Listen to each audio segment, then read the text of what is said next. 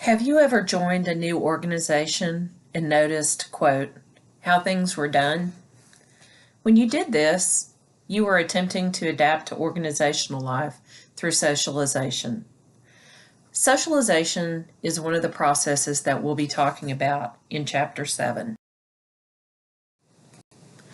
We'll also be talking about newcomer information seeking strategies, leader membership exchange theory, also called LMX, and organizational exit.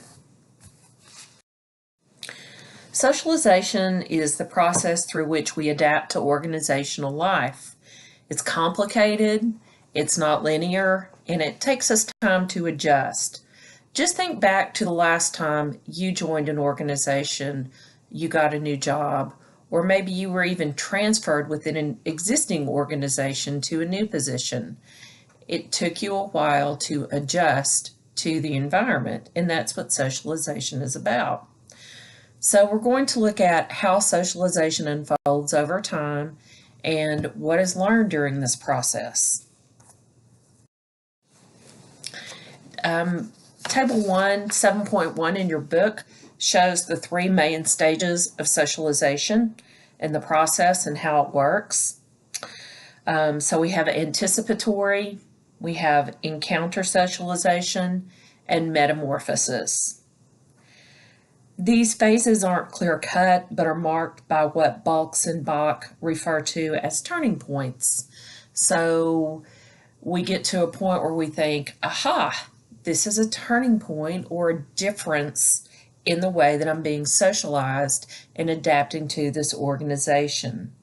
Socialization has highs and lows, or ups and downs, but it follows a similar trajectory for all organizational employees.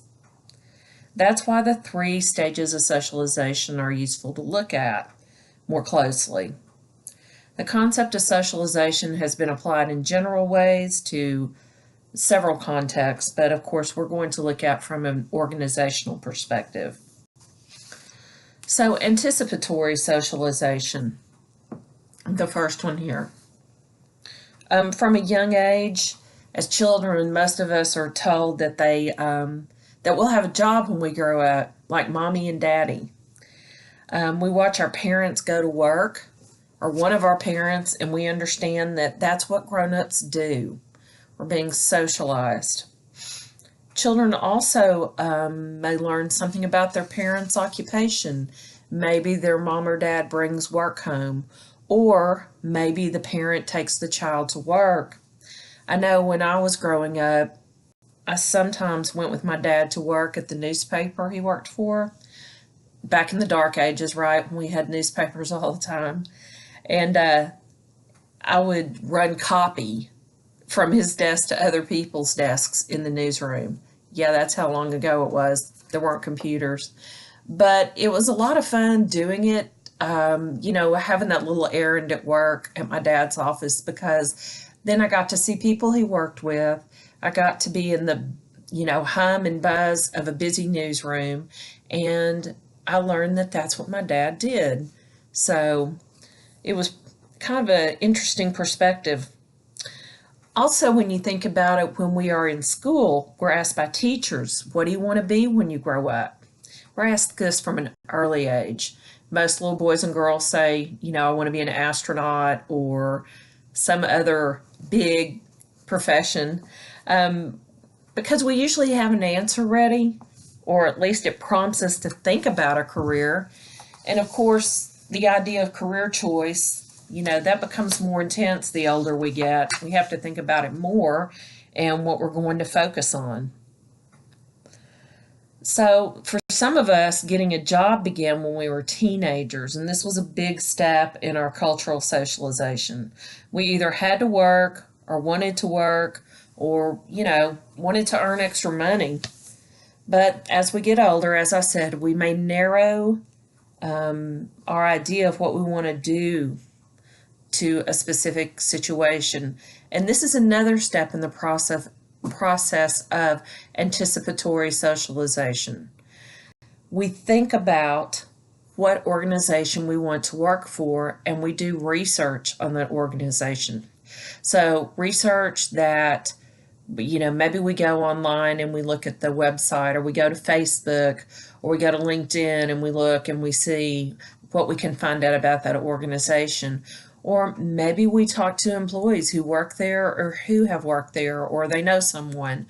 So there's different ways that we move through this anticipatory socialization stage, from young children knowing that mom and dad work and that we will work someday, to narrowing down a choice of an employer that we want to work for. The anticipatory socialization also can focus on a specific career.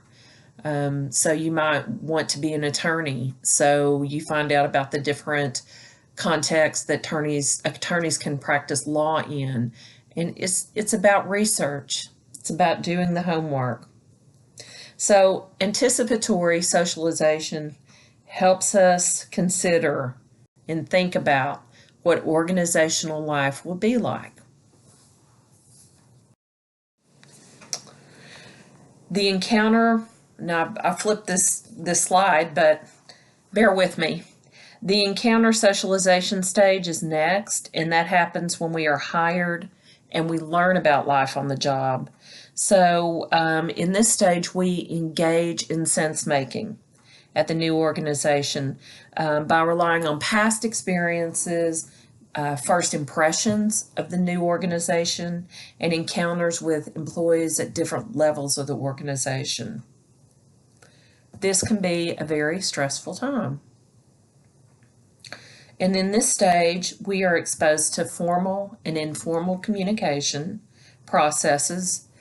Formal communication processes would be like onboarding, orientation, formal mentoring, maybe informal mentoring. So there's a variety of things that we're exposed to. Myers and Etzel talked about processes in socialization and how we do that, how we move through that. So that's by developing familiarity with others, new coworkers, right?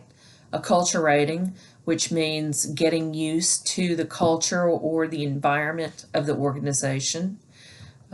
We feel some recognition by others that, at one point we're the new person, at another point we've been there a while, and maybe at a further point we're an old timer.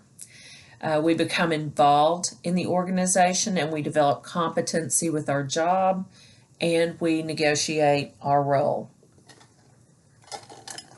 Now, the last stage of socialization is the metamorphosis stage, and that's the stage in which the new employee has made a transition from outsider to insider. The employee accepts, adapts, and participates willingly in organizational life.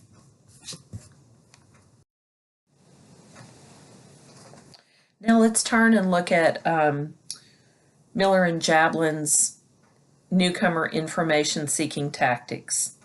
These are interesting when they're applied to organizational life specifically. So there are 7 ways in which newcomers seek information about the organization, and this is from your book, Table 7.2. So they might ask overt questions. Those are just questions in which the newcomer solicits information by asking direct questions. Okay, so maybe a holiday is coming up, and the new employee wants to know if the office or the organization will be closed for the holiday. They would simply ask someone. An indirect question would be something, maybe they ask a question that hints more than comes out. So this might be phrased as, we're off for Labor Day, right? Or I sure hope that we're off work for the upcoming holiday. So it's indirect or hinting instead of just a direct question. Then you have third parties, you have testing limits, disguising conversation, observing, and surveillance. Disguising conversation is one of those strategies where you work in the information that you want into the conversation. Now, I don't know about you, but I've done this a lot. So it's like, Instead of just asking the easy way, the direct question, you work it into a conversation. Observing, I've done this a lot too. You just watch and you see how other people act verbally, non-verbally, who communicates with who gets things done, who's a leader, who are the followers. So, Jablin and Miller's Newcomer Information Seeking Strategies. The use of these information seeking strategies also depends on the personality of the employee who wants the information. Are they extroverted? They're more likely to connect with people and ask. Are they introverted? Maybe they're more likely to observe and sit back and look for a while and then ask. Or ambiverted, which is a combination of the two. It also depends on the employee's feeling, the feelings of being connected and adapting, which can lead to some uncertainty and confidence. Now let's turn to Leader-Member Exchange Theory, or LMX. Green developed this thought that organizational members accomplish their work through roles. Individuals develop roles through interaction with others, and subordinate and supervisor pairs are critical in role development. So what Green is saying is that it's very important for a supervisor and a subordinate to connect in a positive way for positive role development.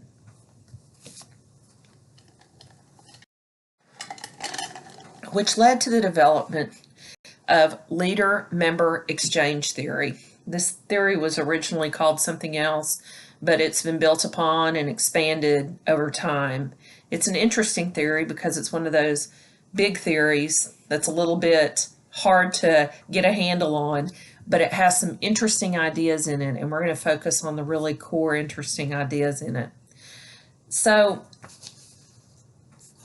informal observation of leadership behavior suggests that a leader's action or the way that a leader acts is not the same toward all subordinates. The importance of potential differences is brought into focus with Green's leader-member exchange model. And Green has been one of the contributing theorists to this model. So, as I said, the leader or the supervisor-subordinate pairing is very important. And the quality of that relationship is reflected on by the degree of trust, mutual trust, loyalty, support, respect, and obligation. According to LMX theory, leaders form different kinds of relationships with different subordinates. So role development begins when the newcomer enters the organization, and it continues through ongoing interaction. So you have an in-group and an out-group, as you see under role routinization phase. But let's talk about the in-group first. So if you've ever been in an in-group at work, which means that you're favored by the supervisor, that's a great feeling, right? If you've ever been part of the out-group, not so great. I've been in both of those positions. So the in-group is favored by the leader, and members of the in-group receive a lot more attention from the leader and have more access to organizational resources. By contrast, other subordinates fall into the out-group, and they are not favored by the leader, and they receive fewer favored or valued resources from their leaders.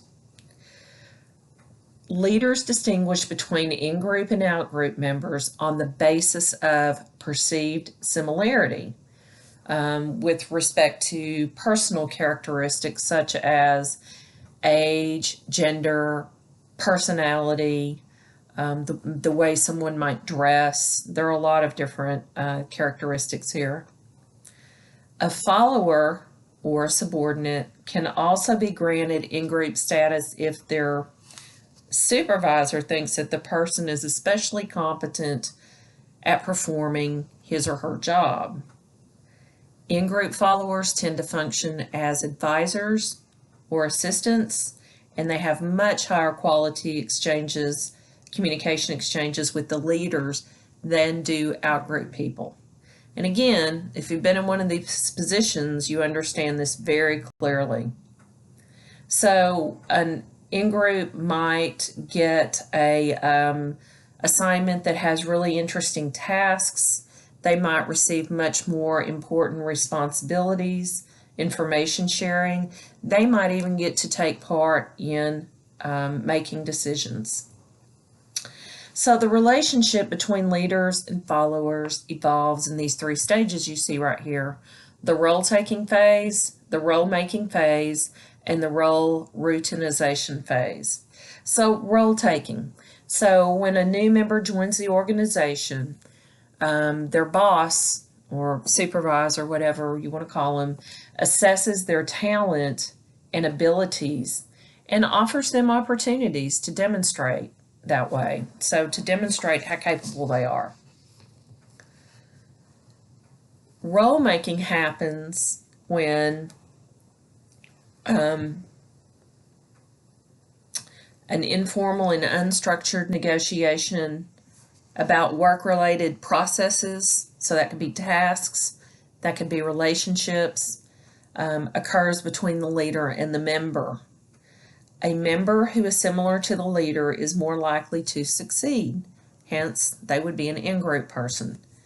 A betrayal by a member at this stage toward his supervisor may result in that person being put in the out-group. So it's about the interpersonal relationships here. Finally, the role routinization is a turning point in socialization, and it's one in which the supervisor and the subordinate understand each other quite well. Notice I didn't say accept or reject or whatever. They just understand each other's behavior quite well. So, for example, I worked for a public administration agency, and I had the same boss for 17 years. And so we knew each other really well. We knew each other very well, and we accepted each other's, different behaviors. And during the time that I worked for this person, I was both part of the in-group and the out-group. It was an interesting career. Just remember that each supervisor and subordinate relationship is unique. So, you see your boss act differently to different people. It's just because each interpersonal relationship is unique.